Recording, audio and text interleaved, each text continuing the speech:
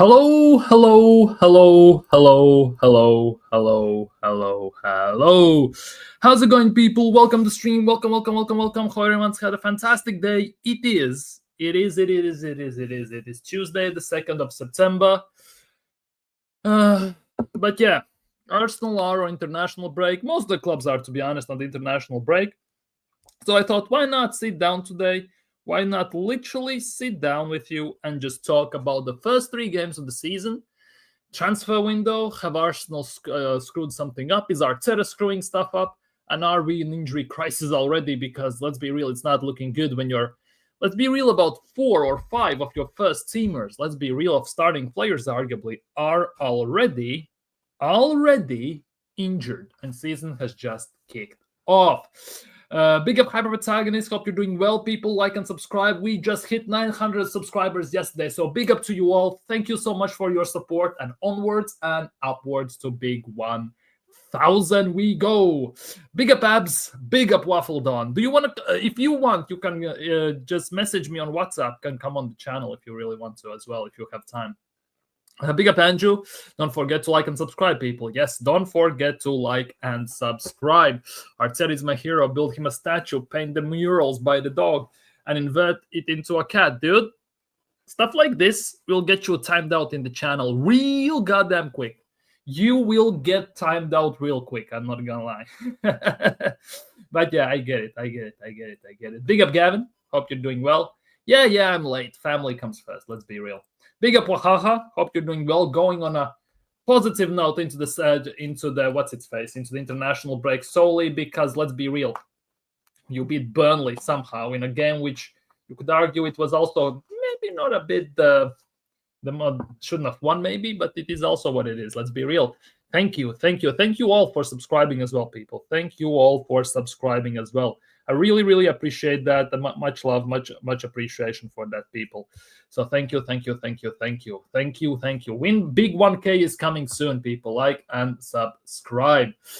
Too early to make a review. I'd suggest game week 10 review, but I get the whole gist. Yeah, like that's the case. It's only 3 games in, but we already have problems, and the problem still persists. So hence why we're gonna talk about it today. Let's be real. We're gonna talk about it today in general. But yeah, people, hope you're doing well today. Really hope you're doing well today and nothing's bothering you too much. Should name the dog Courage. Well, it should be the Coward, though, isn't it? I dare you to name me out, Robo. Give me a sec. I can go on the channel. Give me a second. I will time you out. Easy. I'm going to time you out easily. Where is it? Where is the Strom, people? Where is the stream? Let me check. Let me quickly go there. You're going to get timed out real goddamn quick. But yeah, people, Abs, if you're available, you just message me, can come on the channel and everything. Don't worry. All good if you can't. Where is it? Remove, put the user in a timeout, hide user from the channel, add as a moderator. Something rather in those lines. Let's be real. No mods. AJ, I think, is not here. Hendon is here. See, speaking of mods, big up Hendon Gunner. Big up one of the mods in the chat. See, Waffle Don comes in, asks where's the mods. Here it is. Hendon comes straight into the channel. And by the way, people, subscribe to Abs if you haven't already. Subscribe to the Waffle Don, people. Subscribe to Waffle Don if you haven't already. Subscribe to Waffle Don. Hendon timed actually Andrew out for 60 seconds. I am an imaginary mod. Big up Hyper Protagonist.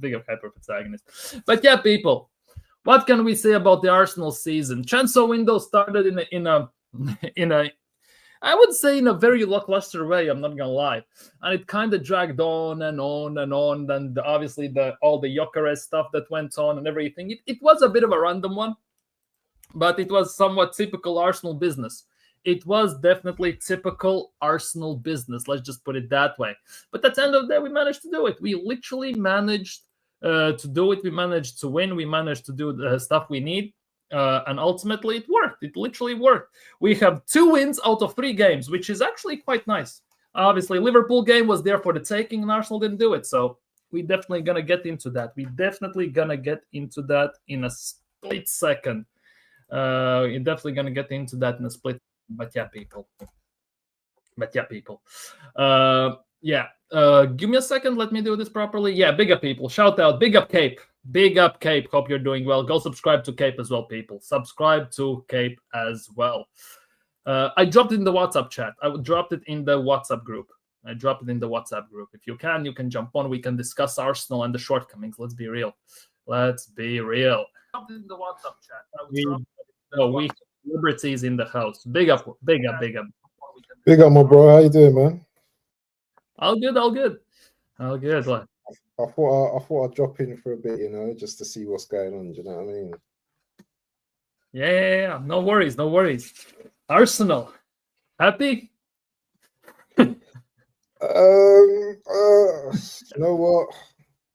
A loss is a loss, isn't it? So you know what? Sometimes you just got to move on, isn't it? I know it's frustrating, but if you're gonna lose to a team, lose to the best team in the league, isn't it? So, but yeah, there's room for it. There's always room for improvement. Always room for improvement. Big up to the chat as well, man. Big up to Kate in the building. Big up everyone who's in the chat. But yeah, it's a weird one because the expectations were high. All the chess that was being shown before the Anfield game and everything, it was wild. It literally was wild. Was it Leeds hype or what? I don't know. Like maybe also, obviously, Liverpool were not looking that great. But for me, Liverpool even actually didn't have to do much to win the game. Like if I look at it that way, because we didn't do anything offensively. Defensively, we were somewhat solid, but they still never shook off the feeling that they might do something, because that's what Liverpool to some extent is known about. When going gets tough, they grind it out at the end of the day. And it took a miracle, obviously, like Rice against Real Madrid. But hey, you win some, you lose some, I guess, in those terms. Definitely. It was quite a cagey game, to be honest. Both teams. I felt both teams were in second gear, but you could always see that Liverpool could always move up, to another third or a fourth gear, whilst we didn't have the players on the pitch at that time to, up the tempo. Even though when we brought on Eze and Odegaard, I just thought it was a bit too late. It was just a bit too late, Obviously, we started to try to create chances, but I just thought Liverpool were in the ascendancy in the second half, and it was just a matter of time before they was going to score. There was that chance where I think Raya, who did he foul? Did he foul Ekatike or something? Or there was a through ball, but it was offside, and he could just see the momentum building from there. So, it could have ended up 0-0, but it didn't. And it's just one of those. It's just one of those things, isn't it? We can ruin this game all we like, but there's a lot more football to be played. And by the way, this ain't sweat. By the way, this is water on me. Yeah, so I'm not being to the gym and it's sweat. It's just water. It's just a bit of water that I've splashed over my face and that. Yeah, and that is the case. Like it was so weird to watch. You would expect, like, people were expecting fireworks. I was predicting 2-2 or 2-1 loss, solely due to the reason that I could have seen us also scoring first, knowing Mikelke would park the bus, making defensive subs. Then somehow around 75th minute, they would nick one back and it would be a draw. And then by the end of the game, on the final whistle, something would happen and they would score. Like, it felt like one of those games, like it could go that way. And it kind of happened that way, but it really didn't as well to some extent. And Szoboszlai as well, to a certain degree, he's also known for these long free kicks as well. He takes them on. Whoa, my camera just went mad. Yeah, it's you're going blurry, bro. What's going on, man? Sweating up the place. Not the best lighting, let's just put it that way. Not the best lighting. Yeah, it's bad. Lamp in the ceiling, and that's about it. But he's known for doing this. He tends to take them on occasion, and it works sometimes. Obviously, losing to Liverpool right now in the third game week, as I also said that before the game, is not as detrimental as losing it, let's just say, game week 16, game week 15. It's in full swing, and it's somewhat much harder to recover. Let's just put it that way. It's not like league defining, let's just put it that way. But the emotional, psychological effect that it's gonna give, the strength it's gonna give to Liverpool, and the confidence, and also to some extent the damage it will do to Arsenal. Obviously, time only will tell how we will bounce back from that. But you can't also kind of cannot exclude that from the equation overall. Just putting it that way, because that psychology is a big part of the game, no matter how you look at it. 100%, and you just nailed it on the head. How the both managers must have been feeling leading into this game must have been crazy, because Arteta, you know, to be honest, he must have a slight inferior complex going to Anfield, knowing that, okay, the record is good there, but it's not good enough. We've not beaten them since 2012. The last 3 games, I believe, we've drawn there. The last game we played there, we was literally 2-0 down, and that was Liverpool. Do you know what I mean? That was Liverpool on their downgrade. Yeah, do you know what I'm saying? In the league, they had already won the league, and then obviously we brought it back to 2-2. But there's just something about Anfield that this team really has struggles to really get up for it in these type of games, and especially my boy Caps, big up to Caps in the chat as well. Yeah. When you go there to just set up for a draw, then you know, you're gonna expect the unexpected, isn't it? Because yes, we could have come out of there with a draw, but even my chest was inflated. I thought this was the time to beat Liverpool. They were looking vulnerable. They looked poor against Newcastle. Bournemouth gave it a go as well. But this is Liverpool at the end of the day, and whether they're looking poor or whether they're looking good, they're still like a dangerous animal that can hurt you at any time. And you know what? They've got very good players in their team, world-class players like Szoboszlai that can hurt you with set pieces as well. So just as we have that, you know, as our bow, they also got their bow as well, you know, in their set pieces as well. So we got done by, you know the Spider-Man thing when you like they're both pointing at each other. That's what I think happened to us. Yeah, as well, like it was mentioned somewhere before in the chat. Where is it? I just want to find it, because that's a big thing. Basically, starting 11 came out, and we had 3 or 4, you could argue 4 even, creative number 10s on the bench.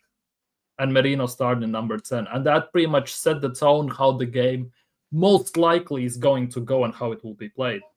And it basically played out to a T, and inverted right back from number 10, Szoboszlai, which like it sounds insane when you say like number 10 or number 8 plays right back, but we do it all the time with left backs though. Like he decided the game, he called game at the end of the day, and I don't even know, like that right back situation should have been the place where we basically take our biggest advantage at, because he's not a right back, not like number 6 who basically plays there like Lam or even Thomas Partey to some extent, like for the sake of an argument. He's number 10 technically. So, well, we have Martinelli there. I guess that is it. What are your thoughts on Martinelli? Because he's been one of the biggest talking points, arguably, throughout the whole transfer window regarding Arsenal, and the last season as well, and this one as well already.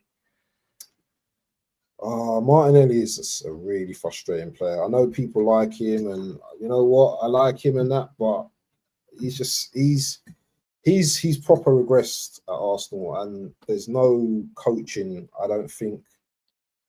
Who's that on? From this current manager, I'll say from this current manager, that's going to make this guy a better player. We all know what he produced 2 years ago, but we're not talking about yesterday's wine. Yeah, we're talking about today's wine. Yeah, do you know what I mean? The fine wine. Yeah, where you have to be. Do you know what I'm saying? Yeah, there. And the thing is, with him, I don't know. We're always making excuses for this guy. Yeah, we're always making excuses for Martinelli, and I understand why the manager played him. By the way, I'm not stupid. Yeah, I can understand why the manager played him, because of the pace aspect, because of the defensive stuff as well that Caps has mentioned as well. I understand that. Yeah. But when it comes to him using his brain, this is where he's not. it's like Walcott, innit? But Walcott was a much better player, Yeah. in my opinion. Than Walcott's 100 club striker. Do you know what I mean? I know he's at the club for 10 years, but he scored 100 goals for Arsenal. Remember, Walcott didn't have. If Walcott didn't think he was dangerous, but Yeah. this guy Martinelli, when he thinks he's dangerous, so I just don't. I can't see a future with this player in our club because there's nothing that I can see from him now that's making an improvement. This is going to be, I think, the third season now where he's been average, and for the price wages that we pay him each week, I don't think we're getting the best out of him.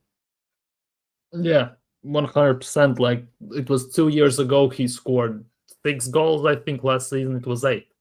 Like, and if you compare to the previous, the 22-23, when he scored 15, I think it was, it's like half of a drop off. 50% of the output basically has disappeared. And for me personally, Martinelli can revive his career at Arsenal. The thing is, not under this manager, no matter how you look at it, I think, because this manager doesn't, I don't know, people cuss me for saying this, but I think people are starting to see the light that this manager doesn't play players to their strengths. He kind of plays players for his system specifically. That's how he envisions the game, which basically makes players to some extent worse. And the only reason why Saka is this good, because he is that good. No matter how Arteta has changed the system about 4 or 5 times in the 6-7 years since he's been here, and the only constant that has remained is that Saka can basically do the output, GA wise at least. Because in the early stages, he actually took on his man. You could see him slalom, dribbling between, taking on, and stepovers. He was even doing stepovers as well at some point. Not anymore. Yeah, not doing any more. That was also pre-injury. He didn't do that. He was just stuck on the right wing and do what you have to do at the end of the day. And he has the performance-wise, he doesn't have the best games, but he is so-called Mr. Reliable, if you can put it that way, that you know that at some point it will take one pass and it's gonna happen. Like, there is that hope, that expectation to even a certain degree that he's gonna produce something for the club. And that's how we've been to some extent riding our luck for quite a long time. And I think the well is dry at the moment. And now we need answers. We need a lot of answers. Remember, I think Arteta wanted to build a team around Saka anyway. So Saka's quite an intelligent player. He might not be the most prettiest on the eye. He might not be an Elise or a Salah or one of those type of players, but he's a very intelligent player. He can fit into most systems, I think. He's very good at attacking. He's not the quickest in the world, but he can still beat his marker. He's more of a stand-up, I wouldn't say dribbler, but a stand-up type. So, the stand-up is his man, and then, what you try and quickly just, go past them or try and cut inside. But at some point, teams learn the behavior and they see how players play. They understand that, okay, Saka's left-footed, so he's going to try and cut in. So what's he going to do when he tries to cut in? He's going to try and shoot. So what you're going to do is, like, when he tries to cut in, then you're going to cut in, and then you're going to defend the ball. And I think he's very good at what he does. Do you know what I'm saying? Yeah. But he can't do it all on his own. And there are teams, not even the bigger teams. There are teams, do you know what I mean? Like the middle teams that can, do you know what I mean, counteract and stop his attacks. We've seen it, last season. We've seen it season upon season. So yeah, and the thing is with me as well, this season as well, I don't think he's going to be playing that much, Latvian. I don't think he's going to be playing. Well, he might be done to some extent. He might be done. Coming on, yeah. It will get rougher and rougher in terms that I'm not saying he's gonna do it, but even if he's available to play and he plays, Yeah. He might not give 100% of what he has, just with that, but just with the thought back of his head that it's World Cup year, I have to play. Yes. Yeah. Yeah. And he's going to be trying to jump out of tackles and maybe not, just put in that 100%. Obviously, he's a professional in it, and Saka's like, but there comes a time where probably closer to the end of the season, he might be like, that challenge that, I don't fancy that, maybe, just trying to be a little bit more smarter on the ball. I can see that with a lot of players in this team as well. So, yeah, I just hope the manager just lets him heal, lets him rest. We've got Madueke. I know he's a backup and stuff like that, but we need to see what Madueke can do as well for 50 mil. Give him some more game times, or at least, don't play Saka a whole night, 60 minutes. And then, if we're winning the game, just bring on Madueke and do his thing. Oh yeah, 100%. Because the player management is non-existent. What it feels like to certain players. There are the players he's not so-called favorites, which he subs on and off as he pleases. But there are certain players who basically have to play, or it's a bust to him somehow. Yeah. And I just don't get it. Because last year, looking at Gabriel starting and playing full 90 pretty much against PSV when we were 7-1 up in the second leg, like, why? Why is Saka coming on when we are 4-0 up against Preston and all these teams? Like, what's the point? We are winning 4-1 against West Ham and he still plays, and he gets taken off around. When did he got taken off around what? He played full 90 or he got taken off pretty late? Yeah, these are the little things, that you question the managers, like, why are you doing this? Do you know what I'm saying? Obviously, he's one of your favourites. We get that, but he doesn't have to play. He doesn't have to play every single game, every minute, and I don't know, man.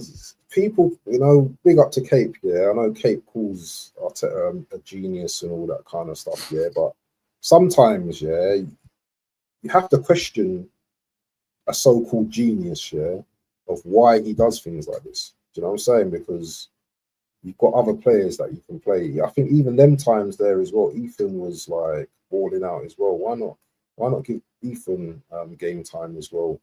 And this is what I don't like about Arteta. He runs players into the ground way too often. And is this an experience thing? I don't know. You know what I mean? Because what other managers do you know in the Premier League that actually run their players down? I can only think of one player. I think of two players. Rodri, obviously that's 60-game season. He plays 60 games, and maybe Salah as well. But Salah is super fit, isn't he? And he hardly gets injured as well, and he doesn't complain about playing loads of games as well. So maybe just the Rodri, but I can't think of anyone else that gets run into the ground unless the chap know more than me. Yeah, for sure. Like it's a very weird situation because we have the players.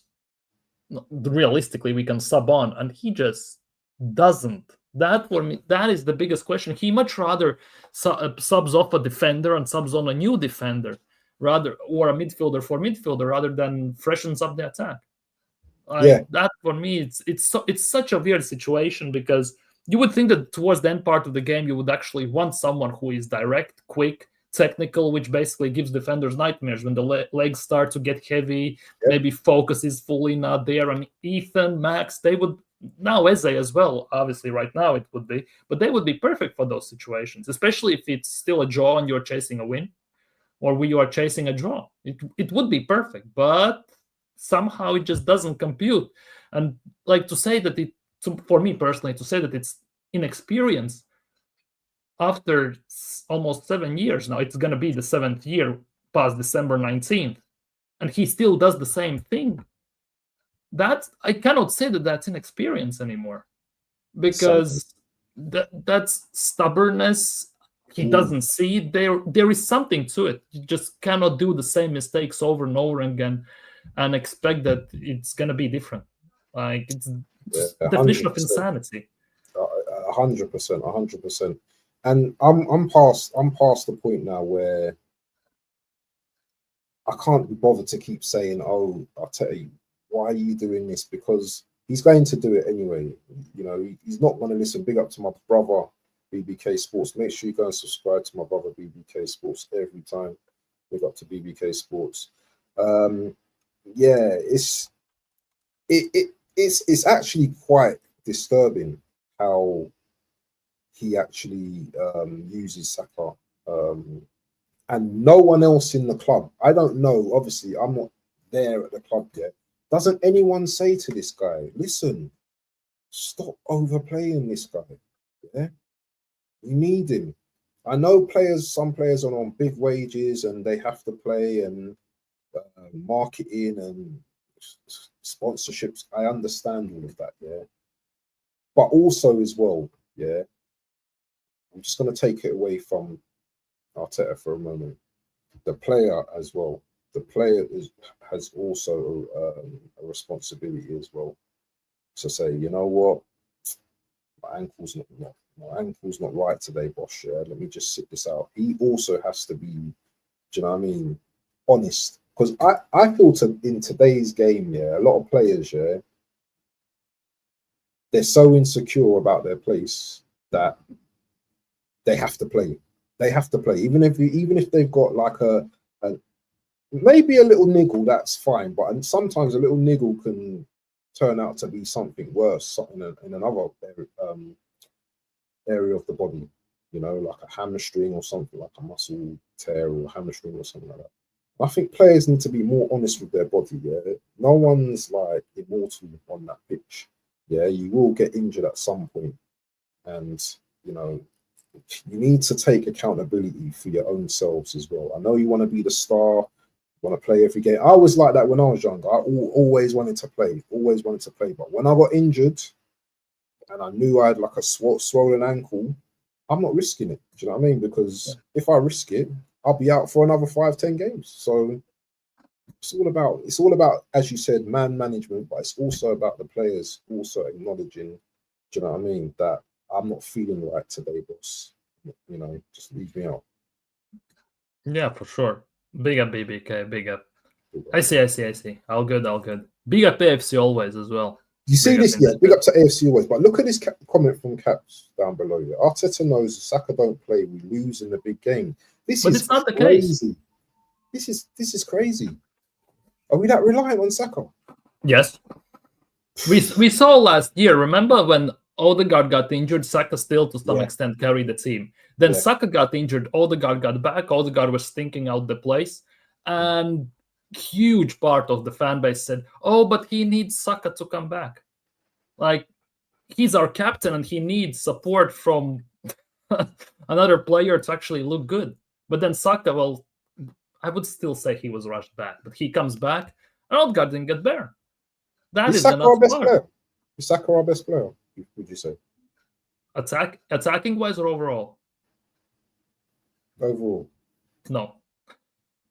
That's the nuts part. I want to say yes, but I cannot say yes to some extent. Who's our best player overall, in your opinion? Gabriel. Okay. Obviously, but with Gabriel, the other thing is like with our defenders, the other thing is like we defend as a unit, so they are not as much tested in one-on-one situations. So it's a bit would be interesting to see, let's just say, if we play expensive football and we have to defend one-on-one players. Would be very interesting to see how we fare in those situations, because we know that our left side is going to get done instantly, and then Gabriel is going to have to cover for 3 players pretty much to some extent on defense. So that would be very interesting. I'm just going to say something, just going to touch on something here. In 6 months' time or 3 to 5 months' time, we're going to unleash a gem endowment. It'll be 16, I think, in December or one of those months there. So December 31st. December, yeah. So this guy, I'm telling you, if he can play, yeah, a certain amount of games, I think in about 2 years' time, he made that spot in his controversial people chat. I think he makes that spot his own. I think he makes that spot his own. I can see that. What do you say about that? I can see that. Definitely. But the biggest thing is if, and we know how Arteta deals with these youngsters. Yeah. We saw what happened to Ethan last year before the Real Madrid game. And afterwards, what spiraled, basically. Oh, yeah. We're not going to let you play until the Southampton game, yeah? We just take you out and just... Yeah, it's insane. Like, and obviously you touched upon injuries and everything, and well, look at our injury list right now. It's definitely insane. It's actually insane when you look at our players have no freedom and they're afraid to go against Arteta. Yeah, that is also the case. They are afraid. I like. It's very weird to say that our players are afraid, but it feels that way. As soon as they're gonna do something unorthodox, no God. There's no God. He's alive. Well, how can we say he's alive? But yeah, in those terms, like players are afraid because we do the same things, and it feels like nobody sees anything wrong with that, at least player-wise on the pitch. Because we try the same patterns, same style, same system, same, let's just say, passing lanes, same runs and everything. And players don't take the initiative. Like, I'm going to do this. Like, I'm going to carry us over the line. We don't have that.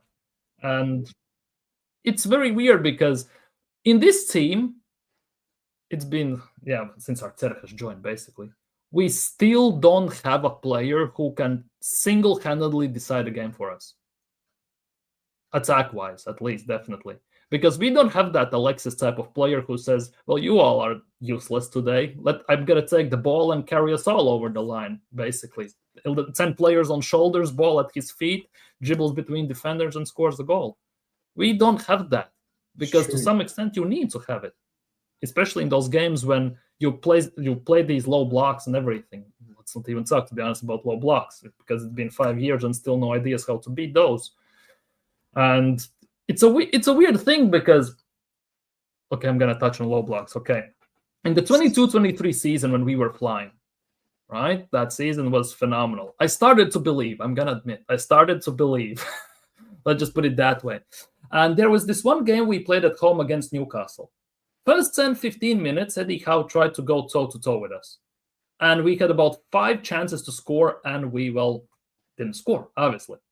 Let's just put it that way. And he then instantly, mid-games, switched to 4-5-1, which was obviously 5-4-1 defensively and everything. Mid-low block, and we got shut down instantly. And there was nothing we could have done about it. And, we could have, but we didn't. And since then, it's been a somewhat type of blueprint for every other team since that season how to play against us, if they want to have a chance to get a result from us. And we have no answers, no ideas, no players who can, as I said, single-handedly basically disrupt this. And for me, it's mind-boggling that you could argue, even with Arteta at the wheel, this issue should be addressed, but it's not addressed. We still play the same way no matter who we play. And that, for me, is very, very, very bothering situation. You know, we had the likes of Aubameyang back in the day, where he was a superstar player, isn't it? So he would be a match winner for us back in the day as well. I can't think of many superstars we've had in Arteta's reign. Obviously, it's been a long day, so I'm a bit tired. So if the chat know, let me know. But Arteta's always been a manager that doesn't really, rate or want. I wouldn't say don't rate superstars. He doesn't want superstars in his team. He doesn't like players with egos. So he likes all his players to be, same kind of, say in a system that can play 1 or 2 positions. Specialized, I don't know, maybe the right back actually, do you know what? Timberland can play right back and left back as well. The only player that we've got now is Gyökeres, who's a proper number 9, who specialises in that area. We had Havertz, that the guy props up on the left, props up on the right. Do you know what I mean? As a 10, does the 9 as well. Hey, Arteta's never really, brought in anyone, that's been specialised. Rice, he had him perfectly in that 6th position. What does he do? He puts him in the 8th position, yeah, deteriorates that position. So he's no longer, in that position. But when you're talking about from an attack point of view, yeah, Martinelli, obviously, he's not that great. Trossard, I would say, out of all of the players, he can produce some clutch moments, but that's very far and few between. And it depends as well, because Trossard starting is not the greatest, but sometimes he can come on and cause havoc with defenses. Saka, we know, can also be a match winner as well. So, I think we have got a couple of players that can win games. But I know what you're saying, yeah. Like a Haaland, that's always scoring. Do you know what I'm saying? Even when Mbeumo was at Brentford, he was scoring goals. Cunha when he was at Wolves. We need that player who, every week on that scoreline, on the FPL, oh, Gyökeres has scored, Stacker has scored. We need to start seeing that once again. You know what I mean? Instead of like this, oh, who's going to score? Gabriel set piece. It's crazy that big Arsenal of 2025 haven't got a gun striker. Well, it's supposed to be Gyökeres, and we're yet to see what he can do. Obviously, 2 and 3. But if we can see Gyökeres producing what he did in Portugal, I'm not saying scoring loads of goals like that, but scoring goals each week, then even half. Yeah. Then we've got a confident player, and we've got someone that could win us games as well. Yeah, 100%. And for me, I've been saying this for the longest time on the channel, that I'm not too sure we will see the best of Gyökeres under this manager, unless he has an epiphany or something out of nowhere, because he has never coached an out-and-out striker. He had the Golden Boot winning Aubameyang, who played left wing back, basically have to do it sometimes. Like Lacazette was scoring some double-digit goals at times, that he was as number 6 half the time, defending as a unit. Yeah. And then it was Jesus shared the goals around. Yeah. Havertz, go figure, basically. He can play everywhere, but yet at the same time, nowhere. And that's about it. Like, he hasn't coached one. And Sesko gave him that opportunity, if he got Sesko, that he could actually, Sesko would learn on the job, let's just put it that way, and Arteta would. It would give him that layaway time, year, 2 even, potentially, if he doesn't get sacked, to figure out how to do this. But with Gyökeres, he doesn't have that waiting room anymore. It's either now or never. Like, at least that's how I see it. See the difference. There's a big difference in it. Sesko's young, he's not someone that wants to be the main guy. Obviously, there was something going around where he didn't want to be like, he felt inferior to Havertz coming to the club.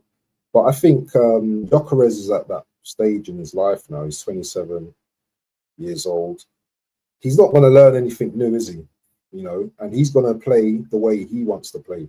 Yes, he'll take some instructions, but when you reach that age and you're scoring, and you come from a team where you scored loads of goals, yeah, the manager can't really tell you anything. He can't really tell you anything. And the thing is, we all know that Arteta didn't want Gyökeres. You can see he didn't want him, and he wanted Sesko. So, you know what? I rate the players, yeah, that still do their thing, yeah. Like Declan Rice, that time when he took the free kick, when I think they were saying ignored Arteta, Jover, Odegaard, everyone. I like players with personality and character, and we need to see much more of that with the players, yeah, because sometimes, or I would say most of the times, the players have to take responsibility on the pitch. Arteta's not playing. Yeah, the players are playing, and they have to make decisions for themselves at times. At some point, 100%. Like, but obviously, it doesn't help when half the squad plays out of position. Let's just put it that way. That definitely doesn't help in all the situations. But question from Ryan: would you take Glasner instead of Arteta? Yes. I would 100%. I'll say that 5-6 times. Yes, 100%, 100%. This guy knows what he's doing. He's a serial, do you know what I mean, winner. Yes. You know, he knows how to manage a team, and he's got good management skills. I'm definitely taking him, and I'm hoping that opportunity comes where, if it gets a bit rocky for us, that Berta's talking to him in the background. Do you know what I'm saying? Because I think he's already. I don't want to see this guy go to Man United, because if he goes to Man United, he's ruined. He's done. Yeah, I think Man United turn into a very, very good team. Yeah. Why can't we getting him leaving? He had an offer from someone this window. I don't remember who, but he said no. He wants to stay at by Leverkusen. Yeah, by Leverkusen. They just sacked, obviously, and egg hug after 100 days, which is also wild. But what did they expect, to be honest, as well, from him? Because about 7 of their main players left. Like, just putting it that way. The Hinkapie left, Ta left, obviously. Who else left? Everyone left, pretty much. Boniface, I think, also went. Xhaka. Yeah, Xhaka went, and Adli went, and there was someone else who went. Like, Wirtz went, obviously. Yes, and they signed. Yeah, and they signed quite a few young players, more for the future, arguably. So what did they expect? They didn't win any of the first 3 games. I think it's a loss or 2. They brought in Ten Hag, though, didn't they? Yes, they had Ten Hag. He's the worst manager to bring in. Yeah, when you've got young players, he's the last manager you bring in for a project like that. Iraola. Yes, him as well. Yeah, he's got his team playing well. And he's getting more experience. And this is the thing with managers. Yeah, he's getting his Premier League experience. With no disrespect to Bournemouth, a lower level team to obviously the elite teams, but you can see he's got Bournemouth playing some ridiculous football at times. Some nice football, and he's got some of the players like Semenyo and all these guys just playing really good football. Evan Nilsson, Kluivert, Semenyo, Senesi. Like, people didn't even know to some extent who Senesi was until against Spurs. He just carried the game to some extent defensively, at least. And they're the defender that went to PSG, isn't it? Zabarny went to PSG, Kerkez went to Liverpool, Housen went to Real Madrid. He lost 75% of the defense. He's producing ballers where he is, man. Yeah, 100. And it's actually kind of wild. And speaking of managers as well, I was just thinking about this that's a while ago, but I only clocked it when I was comparing, ironically enough, a Slot to Arteta, that Slot has been a manager for like half a year or a year longer than Mikel Arteta. Yeah. He has built his craft, obviously, with smaller teams, under 21s and all this stuff. But he has won Eredivisie, a cup. Then he goes to Liverpool first season, signs Chiesa. That's all they need. That's about it. That's where it ends. Who was do you know who Slot's mentor was before because we know Pep is Arteta's mentor. Who was Klopp's mentor? Because it'd be interesting to know, because he's not a coward. Yeah, he's brave. Yeah, he doesn't care. He sets up his team to win. Yeah, he looks like his influences are his father, who also played football, boyhood coach. Then there is early manager career. He had Henk de Jong, Gerald van der Belt, and Rob McDonald, and that's about it. He doesn't have big names as influences, per se. Let's just put it that way. Interesting. Yeah, it's actually kind of weird. Obviously, he has taken a lot from Pep, a lot from Klopp and everything. Yes, from Klopp as well. Yeah, he has found the perfect balance. To some extent, he has found the perfect balance in those terms. Yeah. If Cesc wins a trophy, are you taking him? If he wins a trophy? Nah, I don't. No. I'm not ready for Cesc, Vieira, type. I'm not. No. Don't want to ruin the legacy, or yeah, I just don't think he's ready yet. I don't think he's ready yet. The Arsenal job is a very tough job. If he wins Serie A this season, if he wins Serie A, yeah, if he wins a trophy, like let's just say, I don't know, Coppa d'Italia, Serie A, or something. I think he needs another season, man. I still think he needs another season. You can win a title in your first season, yeah, but I still think he needs a little bit more time. Just build up that CV a bit more, and then maybe in a couple of years' time, then yeah, we can look at him. But I don't want to get too gassed for these ex-managers because there's a lot of emotion there as well. So, and Enrique, for me, he's playing all of them, man. Serial winner. That's what I mean. You need man that's got a heavy CV to come. He has said himself he would love to coach in Premier League one day. He has openly admitted that. There you go. Xavi? I don't know about Xavi, I don't know about Xavi, I don't know. See, nah, I don't know, man. I don't know about Xavi. But he won La Liga. Yeah, but who's he managing at the moment? Nobody, I think. He's a free agent. That's what I mean. Look, exactly what Cap says. Xavi's one league title ain't a good enough CV. You need when you come to Arsenal. When you come to Arsenal, yeah. That's a good name. What Caps has put Ancelotti. You need someone that's been there, done. We can't go from Arteta, no experience, to someone that's just like won a title, and then just You need someone now that comes in with a bag of experience, like Cap said, like an Ancelotti, like Enrique, Nagelsmann, those type Nagelsmann, Hansi Flick. You need these type of guys, that have reputations in the game already. I can't be taking no apprenticeship anymore, bro. I can't be doing that YTS scheme. We've got something that used to be in the UK called the YTS scheme. Youth training scheme where people went into a job and actually they went into the football club and used to clean the football boots for the actual professionals and stuff. Like Xavi was doing the boots for Madueke. I ain't on that no more, bro. I can't be doing that. I need someone that's got experience. That's what I'm saying. What Caps is saying. You need a serial winner, multiple trophies. Pellegrini from Real Betis. Maybe. He's a bit old now, isn't he? Yeah, he's not the youngest. He's he's pretty old now, but like a Zizou or someone. Listen, man. 71. Listen, I'll take Zidane. Zidane, and bro. There's these guys, these funny guys that said, "Oh, who would you take?" Yeah, I'm sure we could reel out 8-9 names. 8-9 managers. But they will laugh it off. It's impossible. And all this stuff. They always say this. Could reel out names and they still be like, no, I don't know about that. But why? But why? Like, how is it impossible? Because you could argue that signing a manager, yes, there are differences, but it's something similar to signing a player. You can buy out his contract to some extent. Mid-season even. That's how United got Ruben Scamarim and everything. Like, it's possible. Andrew, man.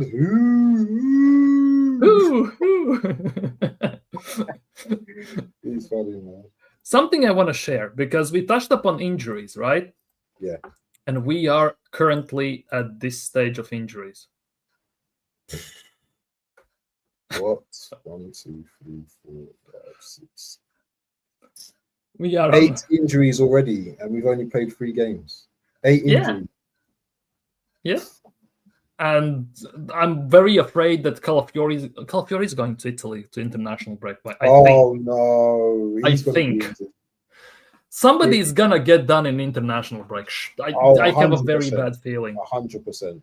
Definitely, someone's gonna get injured, and that for me is a big worry. Marino's going to be playing for Spain probably, and Zubamendi as well. Can you imagine a situation where Zubamendi gets injured for Spain? We could see Rice at 6 for finally. Yes, I would. Yeah, actually, I wouldn't mind that. Actually, that's not a bad shout. Yeah, but that means next to him we will see Merino. Oh no, that can't happen, man. So there's gonna be I'm guaranteeing you, there will be some injuries. I don't think everyone's coming back. Or is they in the 8th? We might see that. Zinchenko hasn't left. Oh no, he has left. Never mind. He went to Forest. Big up Edo for that. You can also I wouldn't play Ethan on the left. Odegaard in the 8th. Odegaard in the 8 as well. I think that's his and Eze in the most 10th. natural position. Yeah. So there's things you can do, but it's the manager, isn't it? The manager's just set on players in certain positions, isn't it? Even no risk. Very safe. Yeah, it's just ridiculous, bro. Like, it's actually kind of wild if you think about it. All the things that are like what we are doing. This is also a weird thing. I read today that Arsenal signed obviously Zubimendi, right? Mm. But I read that Andrea Berta, if he would have come in sooner, Zubimendi wasn't his choice. He would not sign him. Oh, was it? He had other number 6s lined up potentially. Oh, okay, interesting. I just wonder who was on his list, because thinking of the number 6s in the world football at the moment, it feels like it's slim pickings to some extent, unless you You got two Chouameni, maybe who's the other one as well that can play in that team as well, that can play Camavinga. Well, technically we have Rice, but yeah. Rodri. There are 6s out there, man. Who's that guy that plays French? Oh, what's his name? Fofana. Can he play as a DM as well? Is it Fofana? I can't remember his first name. Fofana. He plays in a French league. I can't remember. Oh, yeah. I know what you mean. Yeah. There are DMs out there, but it's who would you have got? I suppose, isn't it? Right, number 6 is better than Zubi. Labour. That would have been a lot of money. Yeah, as well. So there are players out there. There are, but are we going for them? Would we go from them? Like, that's the case. I would argue that Mikel Arteta this 2 times this window lost a battle to Andrea Berta for some big signings. Let's just put it that way. Yeah. Rest of them, I don't know. It feels like they are Arteta signings, but it's very hard at the moment to distinguish these differences, because also for me personally, I cannot shake the feeling that if Andrea Berta comes in, let's just say November, right? For example, Tierney stays. I cannot shake that feeling that we actually would have a proper left back for that spot. I think Tierney definitely would stay. So, but the thing is, but if Arteta's still here, Arteta still wouldn't play him. Yeah, that is the only drawback in that. And Arteta treated him really badly, in my opinion. Oh, he disrespected him to a big extent. He played on left wing more than left back. Like, for us, like that's actually wild. Douglas Luiz, we wanted him at the time. 35 million we refused to pay. Yeah. Like 2 seasons ago. Where do you see Skelly's future? Do you see him as a left back or a midfielder? For me, he's a midfielder. Without a question. But I think we might not see him in the midfield again until Arteta goes. I think that could be a possibility. Because for me personally, keep Tierney, play him as a left back, put Skelly in the midfield. If Tierney gets a knock or he needs a rest, put Skelly there. If push comes to shove, or put Calafiori or Hincapié or someone else there, right? Yeah. For me, that is the case. I would love to see that. I also, the same thing applies like we just talked about managers. If we had Hansi Flick, if we had Luis Enrique, you can bet your money, your mortgage, everything on it, that Ranieri, Max Daumann would play extended more time than these guys are playing right now. And that exciting is football. That's what we'll be seeing. Exciting football. None of this open expressing and players expressing themselves. Exactly. And that is the case. And this as well. Like, I shared this a few days ago on the stream, and it's actually quite. This is what Nagelsmann said about how he envisions football, basically, right? And I don't know, read it out loud or not. I'm new to the stream. I want my players to be brave and confident, but it's useless to talk about bravery when your own decisions are led by fear. Being an example for your players, commit brave risks with squad selection, starting 11, and tactical approach. Fans have an extreme influence on dynamics during a match. That's why I aim to be offensive and attractive, so that we can captivate the fans and use them to have a positive effect on the dynamic and change it to our liking. That's the sound of a genius. That's the sound of a genius. That's That's the a hope of the genius. next manager. Like, That's a. You ever see Arteta say things like that? oh no, it's always small margins. Small margins. We are evolving. I know. We played very well today. Yeah, we were the best team in We've Europe. accumulated the most points. Yep. It's absolute nonsense. Like, it's actually the excuses that are coming out as well. It's actually quite insane if you think about it, what he says sometimes in interviews, because I do them regularly. And it's very, very hard when you read them, and it's very hard to understand what he means by them, because he just beats around the bush so much that at the end of the day, just by the end of the sentence, when he's finished, you have forgotten the question. You don't care to some extent even more, and you just move on. He's too smart. That's what it is. He just thinks he's the smartest guy in the room, but he's not the smartest guy in the room. He might be a very intelligent guy, but you know what? The intelligent guy, yeah, you don't see through them. Yeah, you listen and you learn from them as well. And for me, I think a lot of the stuff he says is BS. Not everyone could be a football manager. I understand that, but not everyone, is fooled by your BS as well. So you may be able to fool some people, but you won't be able to fool everyone else. Who's LVP? Who's that? Did LVP look brave? Brave on either on Sunday. We had to go for the juggler. Who's LVP? Like, I'm thinking about this. LVP. Who's LVP, man? Yeah, that for me is that. Is that a manager? I'm not so sure. It's a manager or a player. Liverpool. Oh, did Liverpool look Liverpool. brave? Okay. Did Liverpool look brave either on Sunday? Well, they didn't have to do much. Like that, I think they were going off what we were doing, basically. And when the point. Sorry. Let me just address Jimmy as well. The point is, let's break it down. Yeah, Liverpool win games when they play bad anyway. So it's not a question of did they have to be brave. Yeah, they know what to do. Yeah, in situations like this, and they got the job done. Yeah, second half, 71% possession, 29%. So you can see at some point they started to put the pressure on. So in that dressing room, Slot mustn't probably weren't happy with a few things, and he said, "You know what? Listen, guys, your guys are at home, and you're playing like this. Let's put the pressure on." And yeah, they didn't put massive amount of pressures, but they got the result at the end of the day. So, do you know what? That's what bravery is, isn't it? Getting over the line. And this is something that, as Arsenal, we have not got in our locker. We just don't know how. And it takes to be brave to get over the line. And this is something that we struggle with as a club. 100%. Like Mikel Arteta said after the game as well, I didn't set up the team to get a draw or to lose. I set up the team to win. Based on the game, I didn't see that almost whatsoever. You couldn't just tell. You wouldn't literally tell.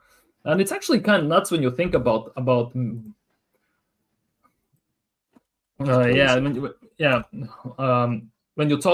you think about Mikel Arteta in general, like he was coached by Wenger, he has studied under Pep, he has played together with Ronaldinho somehow, and everything. He has seen some of the world's best midfielders play with them, best attackers, and played with them, and he is basically using the tactics of his the only mentor I didn't mention, David Moyes.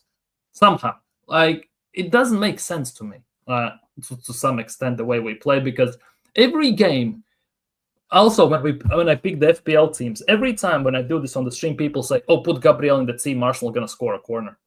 Like, that's the first thing. It's not about Saka. It's not about specifically about Gyökeres or Martinelli even, or Eze or someone. Put Gabriel in, he's gonna score a corner.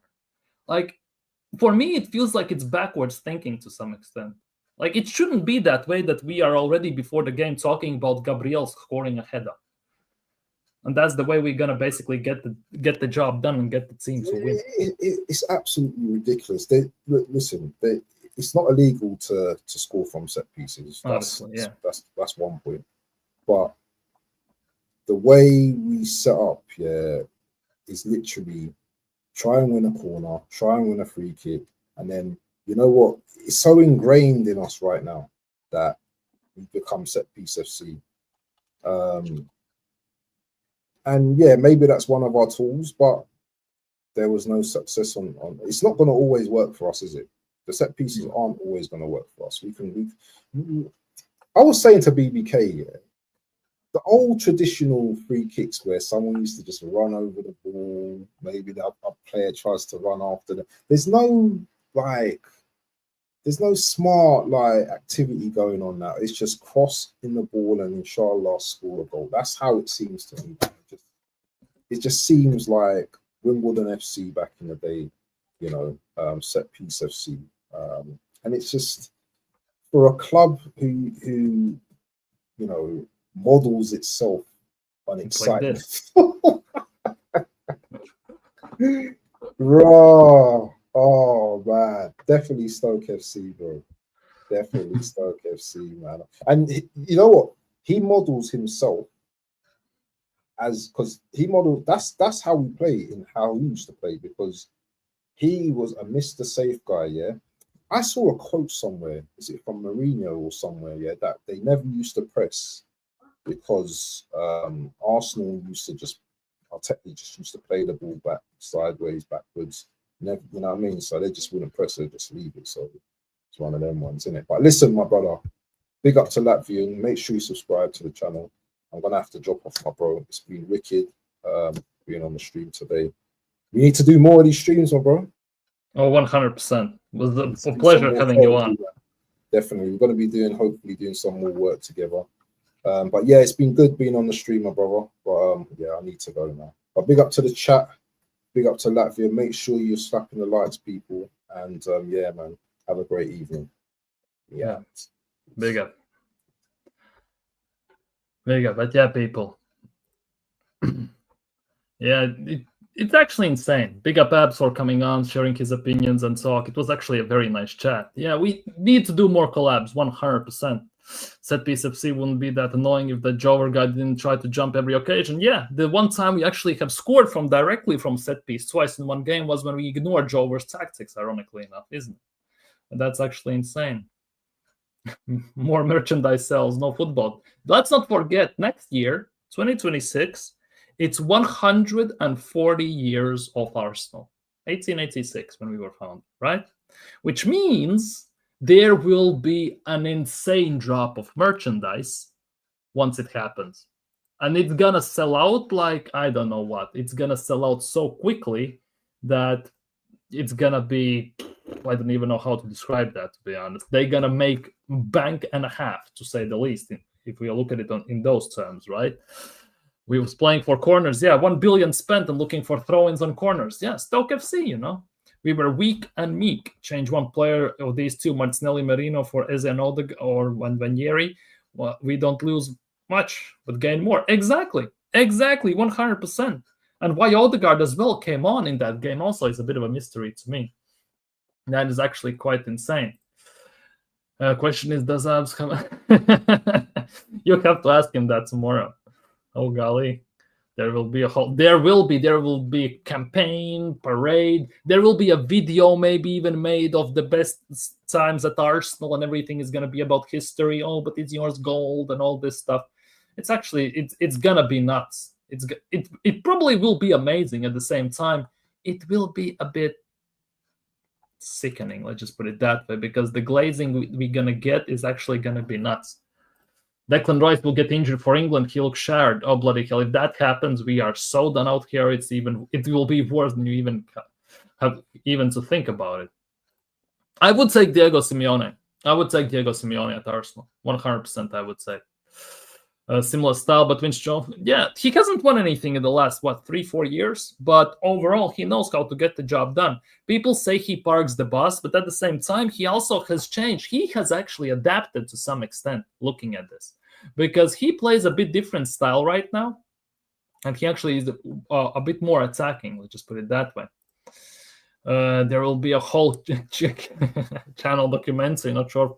Nah, there might be like a Netflix series or Amazon Prime series or something like that of 140 years of Arsenal, and like a six episode series. Each episode's like 40 minutes to 1 hour and stuff like that. There will be something to it, 100%. There will be something to it. Like, I'm kind of already making amends and expecting that. Let's be real to some extent. Bigger people, 21 likes. Much love, people. But yeah, it's actually insane because we are only 3 games in and we have like 7 injuries. And that is, if you put it into percentages, which people tend to do, and I tend to do it myself with many things in life, it's a good and a bad thing at the same time. We have about 20 to 20, we have 25 to 30% of the squad injured. Like, that is definitely not a good thing, is it? Like, it's definitely not a good. No, kennel, like a doghouse. This is what I'm wondering. Oh, it's not a kennel, it's a channel and all this stuff. But it's actually kind of insane. Like, Arsenal, the gift that keeps on giving, isn't it? It's definitely a gift that keeps on giving, and definitely not the best of gifts, let's be real. By the way, here is Abs' channel. Go subscribe to him, show him some love, people. I don't want any more ex-players as managers. I totally get that. And I totally and utterly get that. Unless he wins stuff, I don't want the manager. But as we talked about it, I would say Glasner, I would say Kiraola, I would say obviously Luis Enrique, Hansi Flick. I would even say Diego Conte, Diego Simeone. I would take those managers because they have proven themselves. They know how to get it over the line. They know how to win, and they actually install winning mentality into players. So definitely, if you can't laugh with this club, you will cry. But that is the case. That is the case. People think we just moan, but we have to do something. We need to share our opinions. We need to vent about this because you're not going to vent, I don't know, to your wall or your coffee cup in the morning. Let's be real. You have to do something. Very unfortunate. I enjoy Como matches. Arsenal puts me under pressure every game. And that is the nuts thing. Because for me as well, as an Arsenal fan, when I watch Arsenal, when I speak about Arsenal, right? People see me in this slide that I am complaining, moaning, toxic, whatever, how you ever want to address this, it is what it is. But I just share my opinion. Whenever I speak about anything else, whenever I have spoken on the stream, whether it's NBA, whether it's F1, whether it's something else, whether it's a different team, different league, all this stuff, I'm all calm. It's just Arsenal that basically makes me mad. Let's just put it that way. Try spotting Arsenal is the definition of bread and circus. I'm telling you, Arsenal are the social experiment. How much pain can a human endure, emotional pain, until they've had enough? Because that's what it feels like. That's what it feels like. They do always something ridiculous, which makes no sense. And the fan base just eat it up. That is the nuts part. They are okay with this. They are fine with this. They have nothing to say against that. Like, that for me is the nuts part. Because Arsenal tomorrow can drop, I don't know, Arsenal branded cucumbers. And they're going to sell out for Arsenal vegan fans and all this stuff. They're going to sell for Arsenal fans literally in seconds. We're going to be a laughing stock for the rest of the footballing world.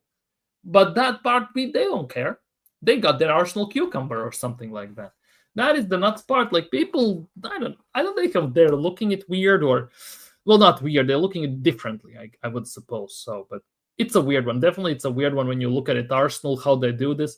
But credit where credit is due. They're running a business at the end of the day, and it's generating insane money. Let's just put it that way. It definitely generates insane and nuts money. Big up Victor, low budget league gunner. Well, people have called me that. People have called me League Gunner's Ukrainian cousin and all this stuff. I'll take that as a compliment because Lee is speaking facts at least. Big up the assembled. Big up the assembled. Hope you're doing well today, my bro. Well, I've had enough when there are no fans in the stadiums during COVID. I'm 10 steps from that. I don't blame you. Because for something to change, something drastic needs to happen. Literally, something needs to happen. And we aren't as united as a fan base to do that at the moment. Because the portion that, for example, one Arteta out, like openly, are like 5% of the fan base. Let's just put it that way. About 60 are Arteta in, and the rest of them are on the fence. Let's just put it that way. The rest of them are on the fence, and they're waiting to see either how the season plays out, how for the first part of the season plays out, and all this stuff. And until we get more unified in terms of everything, it's never going to change. Big up Cooper. Big up Cooper. Hope you're doing well. You know what Arsenal are doing with that cucumber with the fan base, right? Yeah, next thing it will be Arsenal branded condoms, you know. And they probably going to be glow-in-dark condoms. And they probably going to have a slogan, safe as Saliba and Gabriel at the back. 0 goals conceded, or some best defense in the league. So you get the gist of it. Pause. Hey, yo, again, do you have any Ukrainian cousins? Or is it just a cuss meaning? No. There was a person, I think it was on TikTok, who commented on one of my TikToks saying that I am Lee Gunner's Ukrainian cousin, basically. That's what he said. And people have called me Lee Gunner wannabe, Temu Lee Gunner, and all this stuff. Like, people are doing that. Hit the likes, people, if you haven't already, and subscribe if you're new, people. Just hit 900. Big up Cooper. Thank you for that. And we are going onwards and upwards to 1K very, very soon, hopefully. It's very nice, to be honest. 900 subscribers just before my birthday. It's on Thursday. So definitely that is a very nice thing to have. Thank you so much for that. Also, Lee Gunner is in Spain and currently fanboying on Real Madrid. So he can't even speak. To be honest, at least Real Madrid also are not in the best positions, but at least they cause less pain. Sadly, all the merch, etc. sales will start to decline if the club continues to fail to win the trophies. Success is what drives sales on merch to fans. I get it, but the Arsenal are in this situation where they can release a nostalgic merch and it just goes. Because to some extent we are still living in the past. Because as soon as you start to, for example, explain certain situations and talk about certain situations at the current state at Arsenal, first thing they do, they disregard it, they laugh at it, and they instantly turn it back the time. They turn it back to Arsene Wenger, Invincible days, George Graham, if they have lived at the time and seen it at the time and everything. They instantly use that in comparisons and stuff like that. So, and remember last year, Arsenal dropped the China match, the plates, the cups, the vases, and all this stuff, and it was sold out in seconds, literally in seconds. That is the nuts part. So it feels like Arsenal can drop any type of merch they want, prima, and it's gonna be a hit no matter how you look at it. That is the biggest worry in those terms. Even nostalgia has a sell-by day. Yeah, it has, but at the same time, it also doesn't. To some extent, I'm not gonna lie. Yes, I live in the present. I sometimes reminisce about the past and all this stuff, but it is drying up. It's just so far you can go on fumes, and at some point, I'm not saying I'm gonna pull the plug, like just being and stuff like that, but definitely I will start to pay more attention to different games, different leagues, and all this stuff, because I already watch different leagues and lots of games by default, right? But I will do even more of that and do even less of Premier League and stuff like that. What's your opinion on Gunner's defense rotation? I don't know what that means, seriously. It's too late. I don't know what that means. But yeah, I don't know, people. For today, I think we're going to be signing off. Big up to you all in the chat. Big up everyone who subscribed, who liked, who was here, who commented. Obviously, with the apps being on, I couldn't read the chat as much, so very sorry about that. But obviously, if someone comes on your channel, it's more of a podcast type of situation going on, hence why you kind of focus on the talk and a bit less on the chat. Let's just put it that way. But yeah, tomorrow we're going to be live again. Let's see what happens. Let's see what that brings.